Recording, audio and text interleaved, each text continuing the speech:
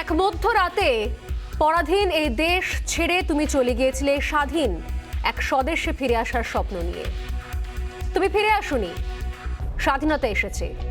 তার কাঁধে ঝুলি ভরে নিয়ে এসেছে ভোট নামক রাজসুযোগ্য, গণতন্ত্র নামক চিরায়ত মাৎসন্যায়, প্রগতি নামক লোক ঠকানো স্ট্যাটিস্টিক্স, সংহতি নামক বিস্ফোরণের চুরমার ঐতিহ্য নামক মন্দির মসজিদের ঝকরা, আর আসমুদ্র হিমাচল ভরিয়ে দেওয়া ভাষণ ভাষণ আর ভাষণ। 1941-এর 16ই জানুয়ারি রাত 1:30 এলগিন রোডে শিশির বোসের গাড়িতে উঠলেন এক ব্যক্তি, জব্বার মতো সালোয়ার, লম্বা গলা বন্ধ কোট পরে। নাম ছিলেন মোহাম্মদ জিয়াউদ্দিন। পরিচয়পত্রে এই নামের নিচে বড় বড় করে লেখা ছিল BA LLB, travelling inspector, the empire of India life insurance company limited. বাড়ির জার্মান গাড়িটি চালিয়ে সবার চোখে ধুলো দিয়ে কাকাকে নিয়ে বেরিয়ে গেলেন শিশির বোস। এরপর 80 বছর কেটে গেছে। 80 বছর পর এলগিন রোডের সেই বাড়ি আজও সুভাষের ফেরার প্রতীক্ষায়। স্বাধীনতা কেউ দেয় না, ছিনিয়ে নিতে হয়। সেই স্বাধীনতা ছিনিয়ে নিয়েছিলেন তিনি, নেতাজি সুভাষচন্দ্র বোস। লালকেল্লায় উড়ল জাতীয় পতাকা। দেখতে দেখতে স্বাধীনতার বয়স 7.5 দশক পেরিয়েছে। আমরা ভারতের জনগণ ভারতকে একটি সার্বভৌম সমাজতান্ত্রিক ধর্মনিরপেক্ষ গণতান্ত্রিক সাধারণতন্ত্র রূপে গড়ে তুলেছি, কিন্তু ফিরে পাইনি নেতাজি নামের এক স্বপ্নের নেতাকে, যার আহ্বানে আমরা রক্ত দিতেও কুণ্ঠাবোধ করব না। সেই সময় অঙ্গীকার নিয়েছিলাম, যার ডাকে দিল্লি যেতে দুবার ভাববো না।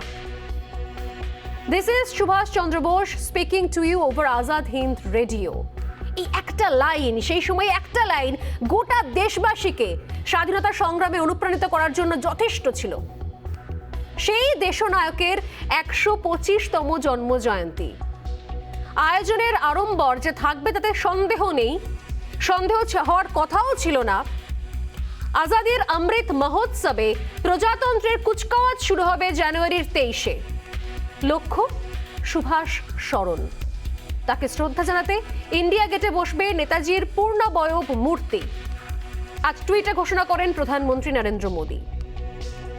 গণতান্ত্রিক দেশ, জনগণের ভোটে নির্বাচিত সরকার, স্বাধীনতা, ভোটের স্বাধীনতা, মত প্রকাশের স্বাধীনতা, বিরোধিতার স্বাধীনতা, এই যে স্বাধীনতার জন্য এত লড়াই, সেই স্বাধীনতার জন্যই তো লড়াই। কিন্তু সেই স্বাধীনতা প্রাপ্তির পর রাজনীতি নিয়ে বিতর্ক থাকবে না, বিরোধিতা থাকবে না, তা তো হতে পারে না। আজাদির অমৃত মহোৎসবের সূচনা 23 জানুয়ারি। বাংলার ট্যাবলো এর আগে বাতিল হয়ে গিয়েছে, কারণ কোথাও কেন্দ্রের যে ট্যাবলোর যে কমিটি ছিল, সেই কমিটির সঙ্গে যে থিম ছিল কেন্দ্রের, সেই থিমের সঙ্গে বাংলার ট্যাবলোর থিম মিলে গিয়েছিল, তাই বাতিল করা হয়েছে। এই যুক্তিও এসেছে। কিন্তু কোথাও রাজনীতি এবং একই সঙ্গে তুমুল আলোচনা, তর্ক বিতর্ক থেমে থাকেনি। ইন্ডিয়া গেটে নেতাজির মূর্তি, এই নিয়েও বিরোধিতার অন্ত নেই। ভোট সর্বস্ব রাজনীতির রাজ্য বনাম কেন্দ্রের দড়ি টানাটানি চলছে, এখনো পর্যন্ত চলছে। আজকে 21শে জানুয়ারি, আর দুদিন বাদে 23 জানুয়ারি, এখনো পর্যন্ত এই রাজনীতির দড়ি টানাটানি চলছে। আর তার সঙ্গে চিরকালীন তর্ক চলছে, নেতাজি কার? নেতাজিকে নিজের করে নেওয়ার একটা অদ্ভুত প্রয়াস, আমাদের করে নেওয়ার। এই আমরা কারা? সবই চলছে অবলীলায়। শুনুন নেতাজি নিয়ে আজকের নেতাদের কয়েকটা কচকচানি। কারণ শুরুতেই বললাম যে রাজনীতির ছন্দে চলছে এবং নেতাজিকে প্রত্যেক মুহূর্তে বিভিন্ন সময় রাজনৈতিক দলেরা তাদের মতো করে ব্যবহার করার চেষ্টাও করেছে। আমি আজকে আলোচনা রাখবো, প্রশ্ন উত্তর শুনবো, তবে তার আগে এই রাজনৈতিক মহলে নেতাজি সম্পর্কে প্রতিক্রিয়া, মন্তব্য, প্রতিমন্তব্য, কটাক্ষ, পাল্টা কটাক্ষ কিরকম আকার নিল অন্তত শেষ কয়েক ঘন্টায় শুনে নেওয়া যাক।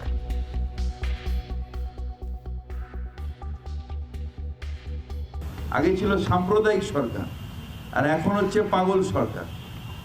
মমতা বন্দ্যোপাধ্যায় এতবার বলার পরে ট্যাবলো দিচ্ছে না নেতাজির মূর্তি বসাবার। কেন? নেতাজির মূর্তি বসানোর জন্য ওখানে অনেক জায়গা আছে, নিশ্চিতভাবে বসান। একটা কেন, 10টা নেতাজির মূর্তি বসান। কিন্তু অমরজ্যোতি জওয়ান সরিয়ে দিয়ে কেন মূর্তি বসান? নেতাজিকে সম্মান জানানোর জন্য ইন্ডিয়া গেটের সোজাসুজি আরেকটা জায়গা আছে, সেখানে বসান নেতাজির মূর্তি। এটা হচ্ছে পাগলামি। কেন্দ্র তো বুঝলাম রাজনীতি করছে, রাজ্য সরকারের ভূমিকাটা কি? এটা খুব দুর্ভাগ্যজনক। আমি আবারও দাবি করছি, অবিলম্বে 23শে জানুয়ারি গোটা রাজ্য জুড়ে দেশপ্রেম দিবস, তার মতন করে সরকারের পরিকল্পনা করা উচিত। আর রাজ্য সরকার যা কথা দিয়েছিল, 1 বছর হয়ে গেল, 23শে জানুয়ারি বলতে হবে তার কতটা কার্যকরী করতে পেরেছে, নাকি এটা একটা রাজনীতির খেলায় নেতাজিকে ব্যবহার করা, নোংরা ব্যবস্থা করতে চায় দিল্লির সরকার, রাজ্য সরকার। বিজেপি অ্যাকচুয়ালি নেতাজিকে অপমান করে, বিজেপি বাংলাকে অপমান করে, এখন সেইখান থেকে নজর ঘোরাতে এ ধরনের বোকা বোকা কাজ করছে। শুনলাম বিরোধী কিছু স্বর। ফিরহাদ, কুনাল, সুজন, বিজেপি বিরোধীরা যখন এই প্রশ্ন তুলছেন তখন কি বলছে বিজেপি নেতৃত্ব? দিলীপ ঘোষের বক্তব্য শোনাবো এই প্রসঙ্গে, শুনুন। जिन लोगों ने कभी नेताजी के लिए कुछ नहीं किया, ना उनका सम्मान के लिए, केवल उनको लेकर राजनीति किया, आज उनको तकलीफ हो रही है। क्यों नहीं आपने किया? कांग्रेस 60 साल केंद्र में राज किया, बंगाल में किया, ममता बनर्जी 10 साल से ज़्यादा राज कर रही है। नेताजी के लिए क्या किया है उन्हें? केंद्र में मंत्री भी रही है। आज तक उनको लगा था कि ऐसे ही चलेगा। नरेंद्र मोदी ने आज हमारे देश के लिए जिन लोगों ने बलिदान दिया है, ऐसे लोगों को सर्वोच्च सम्मान दे रहे हैं। বলছিলাম শুরুতেই যে রাজনীতির মতো করেই চলছে। স্বাধীনতা আন্দোলনের কান্ডারিকে নিয়ে কেন এই কাদা ছোড়াছুড়ি, কেন এই দড়ি টানাটানি, কেন এই নাম কেনাকেনির লড়াই, এর উত্তর খুঁজে পাওয়া যায়নি। আসলে নেতাজি নামটা গোটা দেশের কাছে একটা আবেগ। নোটে নেতাজির ছবি, তার জন্মদিনকে জাতীয় ছুটির ঘোষণা, এমন হাজার দাবি রয়েছে আম আদমির। রয়েছে নেতাজিকে ফিরে পাওয়ার স্বপ্ন, নেতাজির মৃত্যু রহস্য জানার ইচ্ছে। 23শে জানুয়ারি এলে সেই আবেগকে কাজে লাগিয়ে কি সত্যি সত্যি সস্তা রাজনীতি চলছে? দিনের পর দিন, বছরের পর বছর যে মানুষটা গোটা দেশকে একটা সুতোয় বেঁধে ফেলার চেষ্টা করেছিলেন, অঙ্গীকার করেছিলেন, মানুষের আকণ্ঠ ভালোবাসা যাকে ঘিরে, তাকে নিয়ে কি দেশ নেতারা প্রাপ্য সম্মান দিতে পারছে না? সত্যি কি সে একটা জায়গায় এসে সবাই এক সুরে কথা বলতে পারছেন না? ফি বছর নেতাজির নামে ভাষণ, তার প্রতিকৃতিতে মাল্যদান, এসব কি সত্যি নেতাজির নামের আদর্শকে শ্রদ্ধা, নাকি এর কৌশলে লুকিয়ে থাকা নেতাজির আবেগকে কাজে লাগিয়ে নিজেদের ভাবমূর্তি উজ্জ্বল করা, কিছু ভোট ব্যাংকে ফায়দা লুটে নেওয়া? সুভাষ জীবিত না মৃত, এই নিয়ে বিতর্ক রয়েছে, তবে সুভাষের নামে রাজনীতি যে বেঁচে রয়েছে সেটা স্পষ্ট। শুরু করবো আজকের সোজাসুজি আলোচনা, তবে শেষে একটাই লাইন বলবো, ভাগ্যিস সুভাষ ঘরে ফেরে নাই।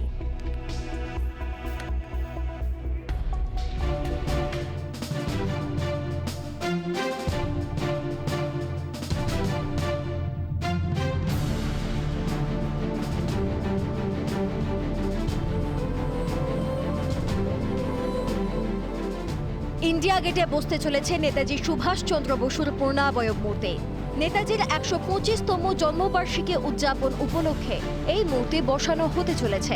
টুইটে এমনই জানিয়েছেন প্রধানমন্ত্রী নরেন্দ্র মোদী। গ্রানাইটের মূর্তি তৈরি না হওয়া পর্যন্ত হলোগ্রাম স্ট্যাচু থাকবে। 125তম জন্মজয়ন্তীতে এই হলোগ্রাম স্ট্যাচুর উদ্বোধন করবেন প্রধানমন্ত্রী নরেন্দ্র মোদী। টুইটে প্রধানমন্ত্রী লেখেন, সমগ্র দেশ নেতাজি সুভাষচন্দ্র বসুর 125তম জন্মবার্ষিকী উদযাপন করছে। আমি জানাতে চাই, ইন্ডিয়া গেটে গ্রানাইট দিয়ে তৈরি নেতাজির বিশাল মূর্তি স্থাপিত হবে। দেশ যেভাবে তাঁর কাছে ঋণী, তারই প্রতীক হিসেবে তৈরি হতে চলেছে এই মূর্তি। নরেন্দ্র মোদীর ঘোষণাকে দেশনায়কের প্রতি উপযুক্ত শ্রদ্ধা জ্ঞাপন বলে টুইট করেছেন অমিত শাহ, নির্মলা সীতারামন, রাজনাথ সিং, জেপি নাড্ডা। কেন্দ্রের এই সিদ্ধান্তকে স্বাগত জানিয়েছেন নেতাজির প্রপৌত্র তথা বসু পরিবারের সদস্য চন্দ্র বসু। তো আমরা স্বাগত জানাচ্ছি যে কেন্দ্রীয় সরকার নরেন্দ্র মোদীজির নেতৃত্বে এই স্ট্যাচু স্থাপিত করতে চলেছে ইন্ডিয়া গেটের সামনে। কিন্তু নেতাজি সুভাষচন্দ্র বোসকে যদি যথাযথ সম্মান জানাতে হয়, সব ধর্মকে ঐক্যবদ্ধ করে যে দৃষ্টান্ত রেখে গেছেন, সেই দৃষ্টান্তকে যদি আমরা আজকে ভারতবর্ষের মাটিতে কার্যকরী না করতে পারি, ভারতবর্ষ আবার বিভক্ত হয়ে যাবে। নেতাজির 125তম জন্মজয়ন্তী দেশনায়ককে সম্মান জানাতে প্রজাতন্ত্র দিবসের অনুষ্ঠান শুরু হতে চলেছে 23শে জানুয়ারি। কিন্তু আজাদি কা অমৃত মহোৎসবে বাংলার ট্যাবলো বাতিল নিয়ে বিতর্ক জারি রয়েছে। প্রধানমন্ত্রীকে চিঠিও পাঠিয়েছেন রাজ্যের মুখ্যমন্ত্রী। ট্যাবলো বাতিল নিয়ে বঞ্চনার অভিযোগ উড়িয়েছে কেন্দ্র। পাল্টা কেন্দ্রের তরফে বিবৃতিও জারি করা হয়েছে, কিন্তু তবুও সংঘাতে ইতি নেই। নেতাজির মূর্তি বসানো হচ্ছে, এটা ভালো। হলোগ্রাফে মূর্তি মানে 3 ডাইমেনশনে, সেটা আরো ভালো।